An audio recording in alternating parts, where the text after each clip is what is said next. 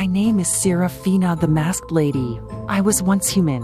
Since then, I have lived many lives. I have been loved and reviled, adored and despised, been the child of a poor prostitute and a courtesan revered by thousands. When I was a child, a stranger with no face offered me the ability to move between the worlds. Since then, my every death has led to a new life. I once had a true love. He was ripped away from me when I was murdered in the 18th century. I search for him still. In the meantime, I walk in the shadows behind the universe, visiting realms both exquisite and terrible and bringing back stories and rhymes to amaze the mind and enchant the ear. Through my YouTube channel, I send the stories out into the world, hoping that my true love will hear them and reply. Hoping, if he does not, that I will find in the other souls who listen kindred spirits to help ease the pain. What of you, stranger? Did you come here tonight seeking a mystery? Do you hunger for a spark of excitement, for the dark thrill of fear? Will you listen as my tales unfold, knowing that some may very well take on lives of their own? Consider, stranger, whether you have the courage to walk between the worlds with Seraphina, the Masked Lady. Hello there, dear ones, and welcome. I am so happy to see you again. Or for the first time if you are new to our family of delicious dreamers. Today's story comes from the storm-swept regions to the north of the United Kingdom. In Orcady, the people have ancient legends. These legends are known to the families who have lived and worked in the isolated region and a few selected others who have been taken into their confidence. The most terrible of those creatures is the Nucklavee. Listen on to find out what happens when a person has to face down the Nucklavee and whether anyone ever survives the devil of the sea.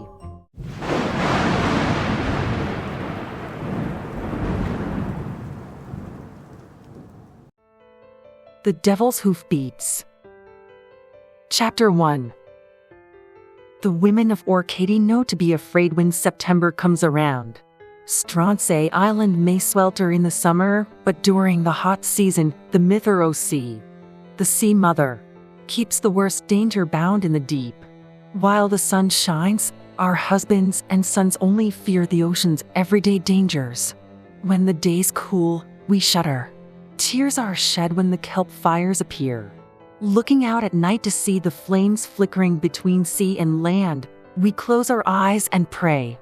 The year I married, I had to be physically prevented from running down to the beach and trying to stamp out the blazes myself. My Connell was down there. It was his first year tending the seaweed pits, and I was terrified he would be hurt. The burning of seaweed to create kelp, technically soda ash, is essential to life on Stronsay. Without it, the acidic soil in our fields does not accept seeds or allow them to germinate. Without the kelp, our crops would die. We lost nearly a quarter of our population the last time that happened. That's why we endure the hellish fires and their acrid smell. If those were the only difficulties, we would bear them cheerfully, but the seaweed burns just as the Mythero Sea settles into her winter sleep. When that happens, the greatest evil in being emerges from beneath the waves.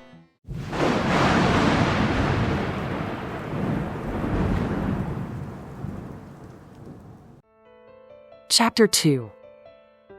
People on the mainland don't believe in the Nucklavee. They say he is only a phantom and laugh at the superstitious natives who huddle in our huts, afraid of a sea demon. They have not lived here. They have not heard the hoof-beats as a thing. Part man, part horse, all devil, pounds across the beaches. They have not watched once healthy crops wither or seen people struck down by plague. Trust me, if you ever come to Stronsay during autumn, you will believe.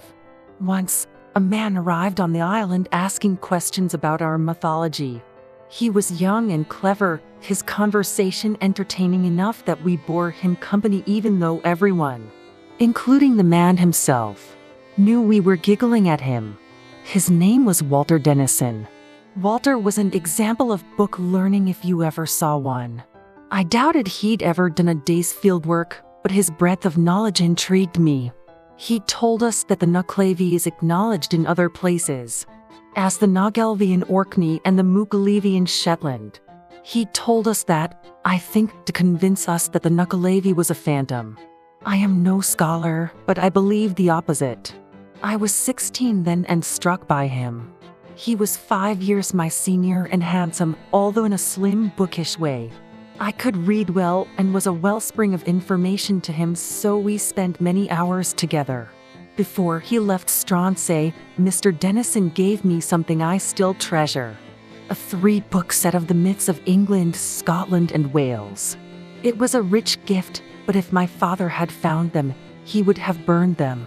So I hid them in my bridal chest and only read them by candlelight. He didn't know it then, but a good 5 decades later, the information in the books Walter Denison gifted to a moonstruck teenage girl would save the true love of another.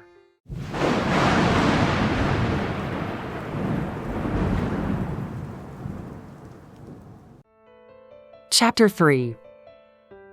Some say it is a fortunate woman who never knows loss. I think that loss, however painful, is better than never knowing love. I am a fortunate woman. Of 11 children, I buried only 2 siblings, one at birth and another, a brother, lost to the plague. He had been the closest to me in age, and I missed him bitterly. Still, I had 8 other siblings to love and fight with. My mother and father lived long, healthy lives.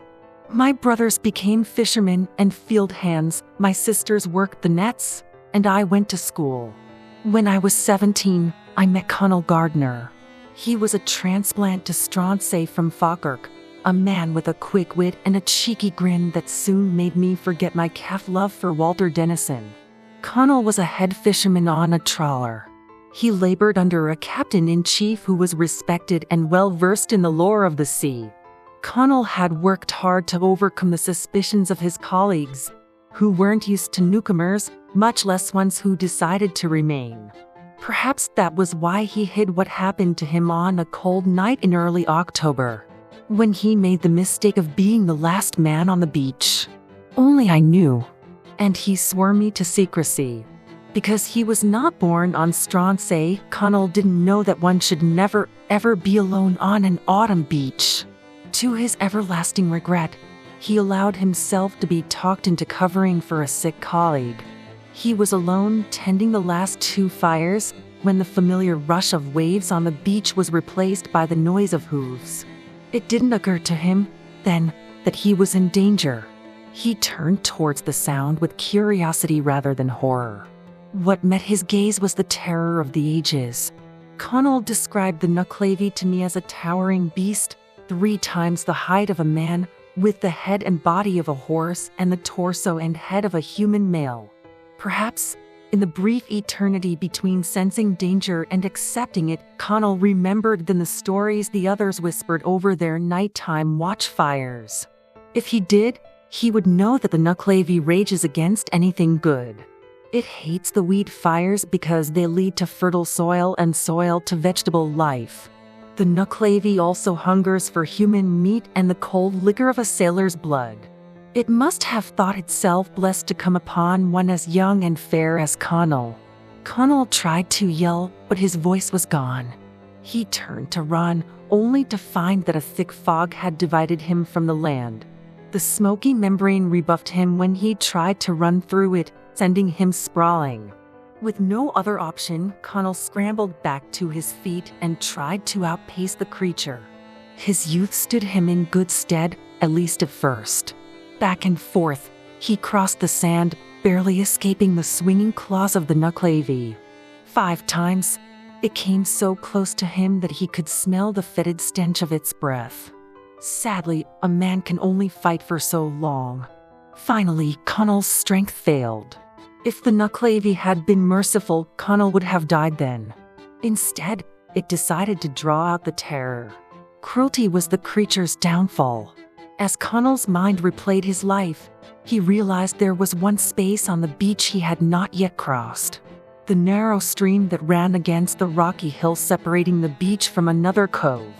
Reaching behind him, Connell hefted a lump of rock. He threw it as hard as he could towards the Nucklavee's sneering face. It struck the creature's brow and the Nucklavee reared backwards, momentarily stunned.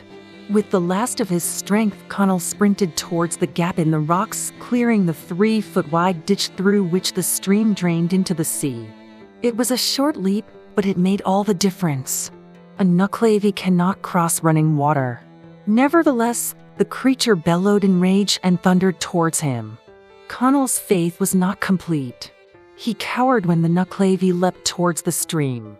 The anticipated horror did not occur. Connell heard a cry, a grunt and a screech of frustration, and looked up to see the Nucklavee tearing its hair. It gave a roar that shook the very hills in their foundations, then turned and galloped back into the surf, making a final desperate leap and disappearing beneath the waves. Connell was white as a sheet when he came to me that day. We were not yet wed, but I took him into my bed. For only the feel of my flesh against his would calm him. We didn't couple at first. Connell collapsed into my arms, trembling like a babe. I thought for sure that I was going to lose him. He seemed a ghost already, crying silent tears that he dashed away in shame. At last, he fell into a fitful doze. I sat awake while he slept, for I only knew one thing that could frighten a strong man that much. I was half convinced that the Nucklavee would snatch his soul if I dozed. When he woke, we made love, first fierce and passionate, the second time loving and slow, a coming home. When we were lying warm in the aftermath, Connell told me about the Nucklavee. Later, I sneaked him out the back door. I kept both secrets, tucking them away in my heart. The crops failed that year. The Nucklavee's last spiteful blow. And if it had been known that Connell had encountered him, the others might have blamed him for their trouble. As it was, the people worked together and shared what we had stored. It was difficult, but we made it through the winter as a community. Connell and I married the following year. When we said our prayers at night, we breathed the wish to never see the Nucklavee again.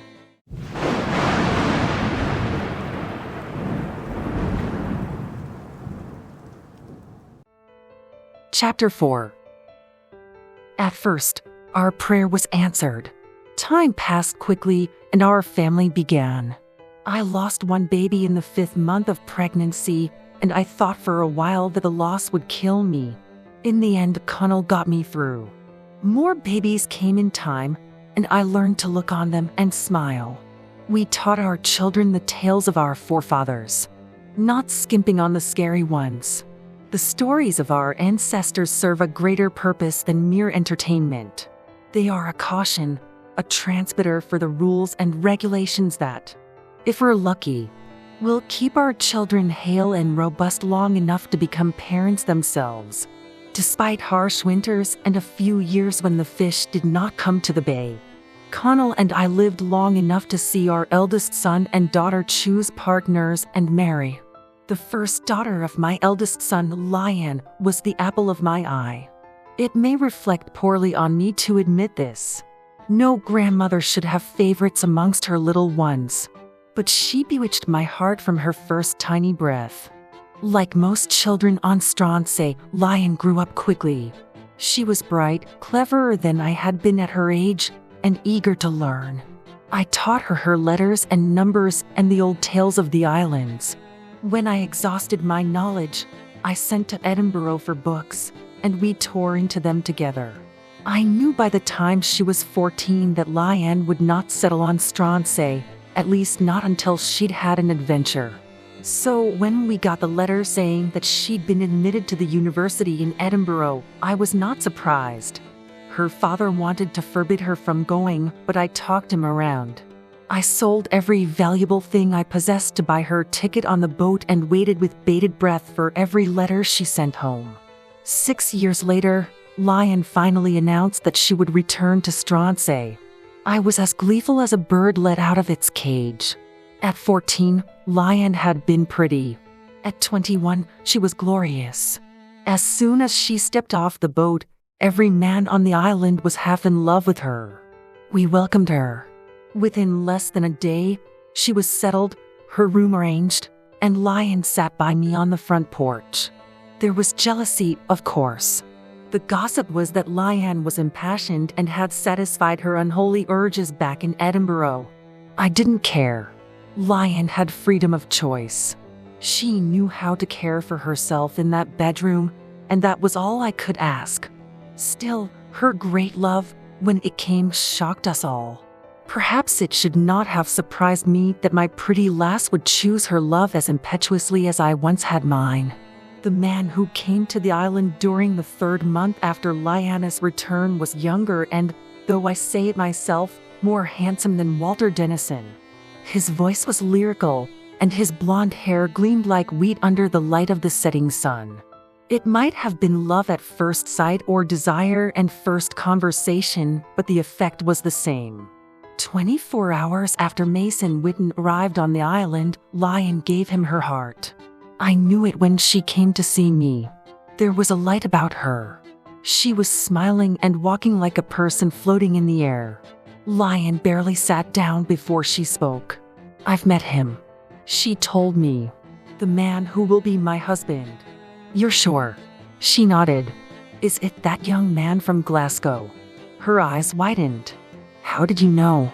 I've seen a few loves spark in my time. I know the signs. Lyanne hugged herself, her cheeks glowing crimson. What does your father say? I probed. She smiled. He blusters and growls, but I think he is well pleased. In secret. I chuckled. That sounds like my son. Grandma, Lyanne said. When I marry him, will you stand up with me? I'd be honored. I paused, thinking. Although you'd probably better ask Mason to marry you first. I'm going to let him take the lead on that, but it shouldn't take too long. It might have been a bold statement, but I didn't doubt her for a minute.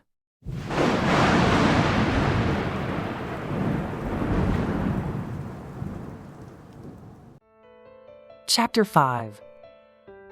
The engagement announcement came 4 weeks later. 3 weeks after that, I was roused from my bed by a loud hammering on my door. The night was tempestuous, the worst storm of the season battering the island. I opened my door to find Lyanne. She was soaked to the bone and shivering, a look in her eyes as wild as the night behind her. I let her in. She stood in the hall, rain streaming off her coat and onto my hall floor. What's happening? I asked. Mason. She whimpered. He's gone. Right. You have to sit down. I ushered her to a chair. Now tell me what's happening. Mason asked about Grandpa and the Nucklavee, and I told him. I bit my lip, trying not to show my reaction to that news. Did you remember to pray afterwards? Lyanne nodded. Did Mason not believe you? Did you fight about it? No, it's worse. Mason believed me. He wants to write a paper on the Nucklavee. He said that if he was going to convince his colleagues that the Nucklavee was more than just another coastal legend, he had to see it for himself. He's gone to the beach, Grandma. Mason thinks he'll be safe if he stands beside the stream. He doesn't know that, at this time of year, the rain turns the stream into a torrent. The water will be 4 times as wide as usual. He might not be able to cross it. Be calm, I urged her. It's raining. You know the Nucklavee will not leave the sea when the rain falls. The rain will stop. How? Why? Because the Nucklavee wants him. I scoffed. Why would the Nucklavee want Mason? It's my fault. I would have dismissed her words, but to my dismay, I heard in them the hollow ring of truth. I took a breath. Tell me. I was 15. You'd sent me to collect Grandpa from the beach. He was ready to go, but I asked him to stay a bit longer. I knew how dangerous it was, but I was young and stupid. I'd heard his stories about the sea demon, and I wanted to see it. And he told you no. He did, but I argued with him. I went on, and I don't know, maybe the sound of raised voices drew it, but before we knew it, the creature was on the beach. Dear heaven, I crossed myself. It recognized Grandpa. I can't tell you how I knew that, but it did. We had nowhere to go. The Nucklavee had come up between us and the far end of the beach, so we couldn't run for the stream. Grandpa told me to run for the nearest house, but I couldn't stir an inch. I couldn't breathe, couldn't think. I knew that we were going to die, and it was my fault. I was crying, but Grandpa didn't tremble. He stood firm and stared the horror down. It came forward. When it was so close that I could feel the heat from its body on my skin. Grandpa thrust his hand into the fire and threw burning kelp into the monster's face. When it reeled back, we raced to the stream. Grandpa tossed me across before jumping himself. We got away, but the Nucklavee called after me. "I will not have you then, little girl," it said, "but you will find true love one day. When you do, I will lure him to this beach and devour him." I held my granddaughter's head to my chest, not wanting her to see the anguish on my face. I remembered Connell coming home with the burn on his hand. He'd told me he'd been a bloody fool and stumbled against the fire. I'd sensed a lie but hadn't wanted to argue when he was in pain, so I'd simply bound up the wound and tucked him into bed. I'd meant to question him once he felt stronger, but time had gotten away from me, and I never had. The knowledge of his deception wounded me deeply. Why did Connell never tell me? I begged him not to. Lion said, "I knew how angry you'd be." He hesitated to mislead you but agreed because he didn't want you to punish me. I closed my eyes. That was Connell. Threaten and torture him, but you would not prevent him from speaking the truth. Suggest that one of his grandchildren might be hurt, and he'd overturn the world to protect them. I was stupid, Lion said. I hated myself for that night for years. Then, somehow, I forgot about it. Last night, I was lying by the fire with Mason, listening to the rain, and he wanted so much to know about our magic. The sentence terminated in a sob. I should have known. Now, the Nucklavee will have him. My mouth closed on the lie I wanted to speak. Come and lie down, my darling. I will sort it out. How? I'm your grandma. Trust me.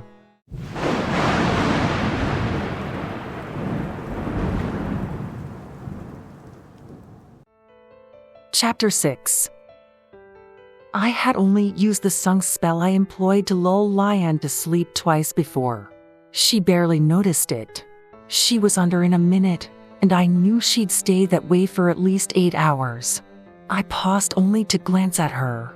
Then I started running. I reached the beach in 10 minutes. I was on time. I knew that not because I saw Mason, but because the rain continued until seconds after I climbed onto the beach. I had time to run to Mason before the raindrops became spits of water, and the spits faded to nothing. The Nucklavee burst from the water before I could speak to Mason. I saw it head-on for the first time, and the sight almost destroyed me. The Nucklavee had the lower body of a horse. It had 2 heads. One of a man, his torso emerging from the back of the horse as though he had mounted the steed and then sunk halfway into it, losing his legs. His head was enormous, lying upon muscular shoulders from which immense arms hung down to touch the sand. In some ways, the second head, that of the horse, resembled the hardy ponies we had on the island. In other ways, it was a horror. For one thing, the creature had no skin. As I watched in terror, I saw the pulsing of its muscles, tendons, and arteries, and the black blood coursing through the Nucklavee's sickly yellow veins. The horse head was the only one with vision. The spaces where its eyes should have been were slicks of tangled veins, but a single crimson eye glowed on its forehead. Something about that twitching, hell-hued orb suggested it saw more in a glance than most of us would in centuries of study. From its vile and gaping mouth burst a horrendous odor so toxic that, even at this distance, my eyes stung and streamed. "Go," I told Mason. "Go now." "I can't. The thing is between us and the dunes. Go along the bank of the stream then." Hope lit Mason's eyes. He got up, took 2 steps, and then paused. I knew what he was thinking. He was a man. Either pride, compassion, or both told him he should not leave a woman alone to face such evil.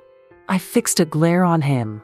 Go and take care of my granddaughter, or I'll curse you into eternity. He paused, ducked his head, and began scrambling along the sandy verge.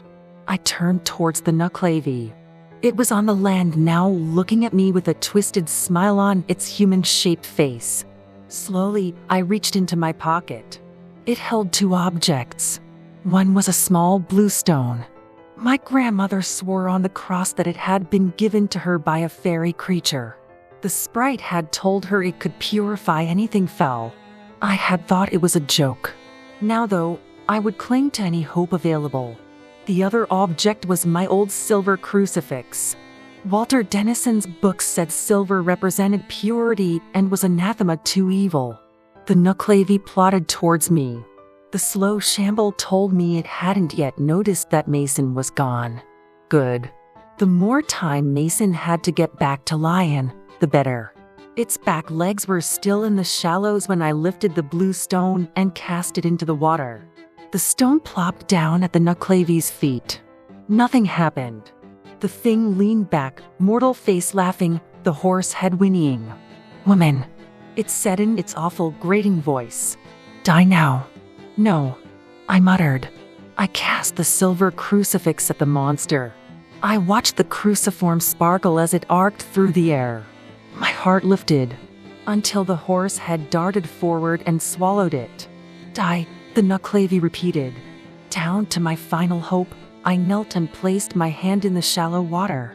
The Nucklavee thought I was kneeling to it, and it chortled in triumph. Mither o si cluin muchewing, I whispered. Mither o si, as it rum, the an adhar fjord. The michi ontaked, uchbide fios agat aram fume. Thick sob hail me. Mother of the sea, hear my plea. Mother of the sea, hearken to me. The air is cold, I do agree, but hear my plea. Come and save me. The prayer was from one of Walter's books. I didn't expect it to work. I expected to have my head ripped from my shoulders and my limbs torn away. I was braced for the onslaught of pain. Instead, I witnessed a miracle. The Nucklavee began to groan. It hitched in a breath, bent at the waist, and finally vomited. A breath of clean air wafted through the frigid night. The intense smell of salt, a constant in my life, dimmed and vanished. The water in the shallows lightened from black to a glowing blue. Then, the Nucklavee began stamping, splashing, and screeching, acting as though the cool water burned it. There was only one explanation. Somehow, the shallows themselves had become holy. I watched as the Nucklavee contorted in agony and finally plunged back into the deep. Tapid liat, Mayther, I whispered. Thank you, Mother.